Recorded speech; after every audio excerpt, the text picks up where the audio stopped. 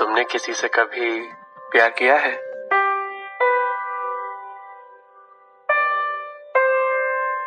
Part 14।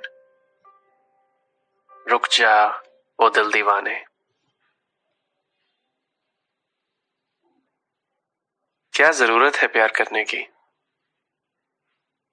क्या प्यार कोई अंतिम मंजिल है जो हर रिश्ते को हासिल करनी होती है? और उन लोगों का क्या जिनका रिश्ता है, जिस रिश्ते में वो बहुत खुश हैं, जिस रिश्ते में वो एक दूसरे से कोई मांगे नहीं रखते, जिस रिश्ते में वो एक दूसरे से कोई उम्मीद नहीं रखते, जिस रिश्ते में वो हमेशा साथ रहने के झूठे वादे नहीं करते, उस रिश्ते का क्या? क्या वो रिश्ता किसी प्यार भरे रिश्ते से कम पूरा है? क्या ऐसा नहीं हो सकता कि वो रिश्ता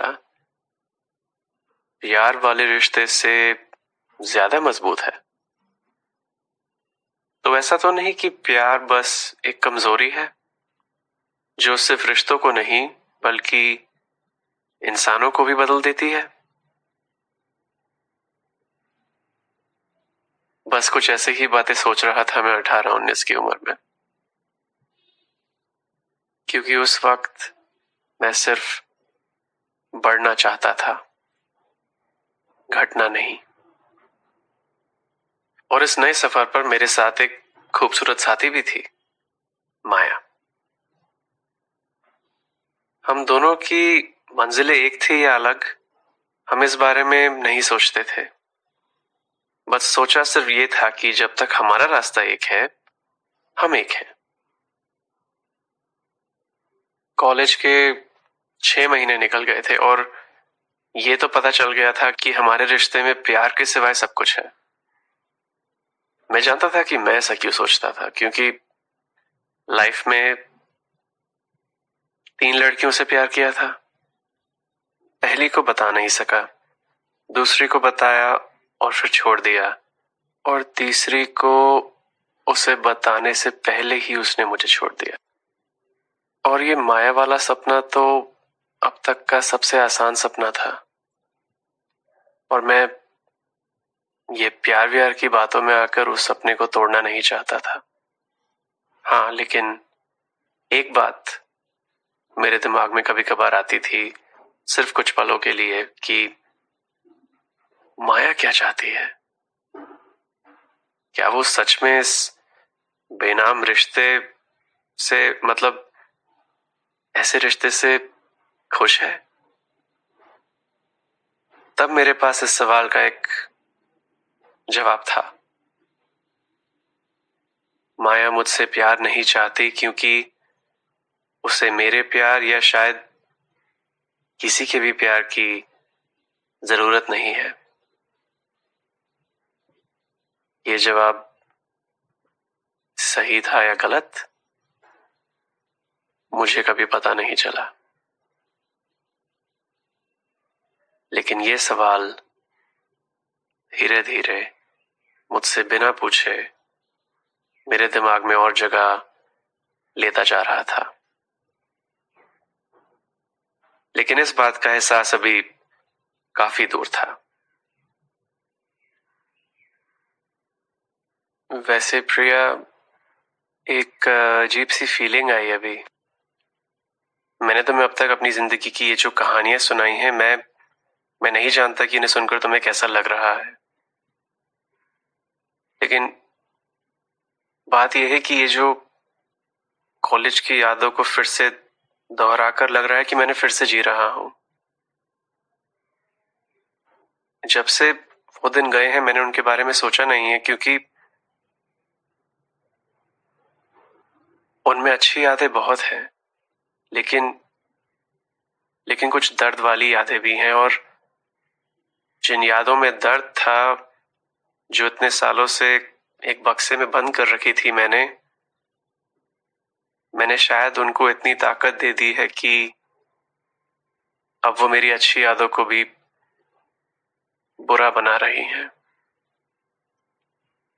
और सच में यहाँ भी गलती मेरी है, क्योंकि मैं तब जिन्हें अच्छी यादें समझकर बना रहा था, असल में वो एक खुदगर्ज लड़के की ख्वाहिशें थी।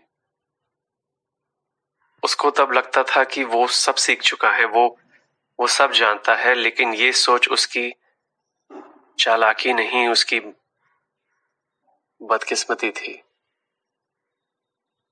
और वो लड़का किसी के प्यार के लायक नहीं था। कुछ पलों की अहमियत यादें बनकर ही समझ आती हैं।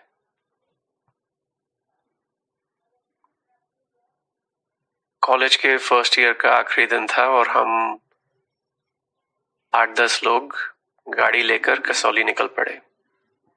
माया भी साथ थी और उस रात को मैंने थोड़ी ज्यादा पी ली थी। मेरे पापा ने आज तक मुझे कुछ करने से नहीं रोका। वो जानते थे कि कॉलेज में, दिल्ली में सब कुछ होता है, लेकिन कॉलेज जाने से पहले उन्होंने मुझसे बस एक बात कही थी कि बेटा, जिंदगी में कभी सिगरेट मत पीना। वो कहते थे कि तुम्हें जो भी लगे कि सिगरेट तुम्हें देती है,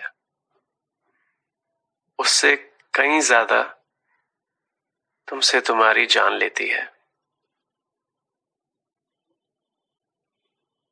लेकिन मैंने कहा था ना प्रिया कि मैंने कॉलेज आकर अपने कल को भुला दिया था। तो उस रात थोड़ी पीने के बाद माया ने मुझसे कुछ कहा, मुझे पसंद नहीं आया और हमारी लड़ाई हो गई थी। और ये हमारी पहली लड़ाई थी, तो मुझे पता नहीं था कि मैं क्या करूं। तो मैं बस ठंडा होने के लिए बाहर आया। एक दोस्त मिला। वो नया दोस्त बना था, वो जानता नहीं था कि मैं सिगरेट नहीं पीता। उसने मुझे ऑफर करी और मैंने मना नहीं किया। मुझे वो सिगरेट पीकर कुछ मजा नहीं आया। मैं समझ गया कि अब रात खत्म करते हैं, और मैं वापस कमरे में चला गया। कमरे में घुसते ही माया ने सिगरेट की स्मेल सूंघ ली। तो उसने मुझसे पूछा कि क्या तुमने सिगरेट पी है? माया ज्यादा सीरियस नहीं होती थी, लेकिन जब होती थी तो मुझे तो थोड़ा डर लगता था। लेकिन मैं नशे में था, तो मैंने कह दिया कि नहीं नहीं, वो लोग पी रहे थे, मैं तो बस साथ में खड़ा था। फिर उसने कहा कि तुमने अपने पापा से वादा किया था ना कि तुम कभी सिगरेट को हाथ नहीं लगाओगे। उस वक्त मैंने बस अपनी आंखें नीचे करी और कुछ नहीं कहा। और फिर माया ने कहा, वादा तोड़ना तुम्हारे लिए कोई नई बात तो नहीं है। ये सुनकर मैंने अपनी आंखें ऊपर करी तो देखा कि माया की आंखों में आंसू है। और उस एक पल के लिए वो वही माया थी जिसको मैंने 5 साल पहले जग्गी के गेट पर खड़ा देखा था। मेरे कुछ कहने से पहले माया ने मेरा हाथ पकड़ा और मुझसे पहली बार कुछ मांगा कि हम कभी एक दूसरे से कोई झूठ नहीं बोलेंगे। वो था हमारे रिश्ते का पहला और आखिरी नियम, जो आने वाले कल में हम में से एक तोड़ने वाला था।